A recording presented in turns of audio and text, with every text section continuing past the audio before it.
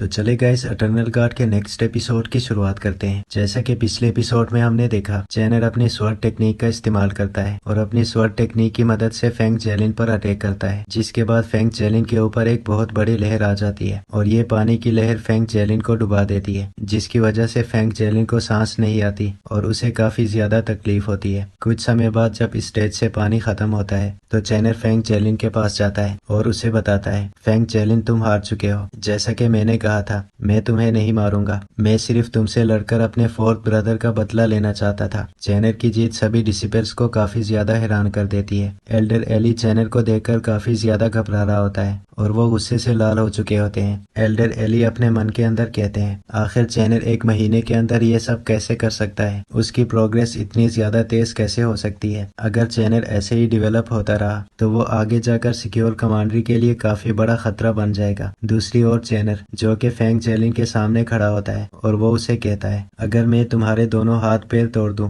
तो तुम्हें इससे कोई प्रॉब्लम नहीं होगी, है ना फेंग जेलिन। जेलिन की हालत काफी ज्यादा खराब हो चुकी होती है, उसके बॉडी के अंदर बिल्कुल भी एनर्जी नहीं होती। फेंग जेलिन उठने की कोशिश कर रहा होता है, लेकिन आखिरकार फेंग जेलिन चैनर के सामने अपने घुटने टेक देता है। फेंग जेलिन अब चैनर से कहता है, चैनर तुम्हारा शुक्रिया मुझे ना मारने के लिए। फेंग जेलिन को चैनर के सामने झुकता हुआ देखकर हाउसिंग को काफी ज्यादा गुस्सा आता है। हाउसिंग फेंग जेलिन से कहता है, आखिर तुम एक एनिमी प्रिंस के सामने कैसे झुक सकते हो। फेंग जेलिन जल्दी से खड़े हो और यहाँ पर आओ। सिक्योर कमांडरी के दूसरे डिसिपल्स भी फेंग जेलिन को चैनर के सामने झुकता हुआ देखते हैं तो उन्हें काफी ज्यादा इंसल्ट फील होती है। दूसरी ओर फेंग जेलिन, जिसके कुछ और ही प्लान्स होते हैं। फेंग जेलिन अपने मन के अंदर कहता है, मैं सिर्फ सिक्योर कमांडरी के लिए रास्ता क्लियर कर रहा हूँ। अब फेंग जेलिन छुपके से चैनर की ओर टंग एरोस को शूट करता है, लेकिन चैनर उन्हें सही समय पर अपनी तरफ आता हुआ देख लेता है। चैनर अपनी स्वॉर्ड का इस्तेमाल करता है और उन सभी टंग एरोस को वापस फेंग जेलिन की तरफ मोड़ देता है। चैनर कहता है कि सिक्योर कमांडरी के सभी वॉरियर्स बिल्कुल एक जैसे ही हैं, ये छुपके से पीठ पीछे वार करते हैं। फेंग जेलिन की टंग एरोस वापस जाकर फेंग जेलिन को ही लगती है, जिसकी वजह से फेंग जेलिन के बॉडी से काफी ज्यादा खून बहने लगता है और उसकी हालत काफी ज्यादा खराब हो जाती है। फेंग जेलिन इतनी ज्यादा दर्द में होता है कि वो हाउसिंग प्रिंस को मदद के लिए पुकार रहा होता है। अब क्योंकि फेंग जेलिन की आंखें भी डैमेज हो चुकी होती है तो वो धीरे धीरे करके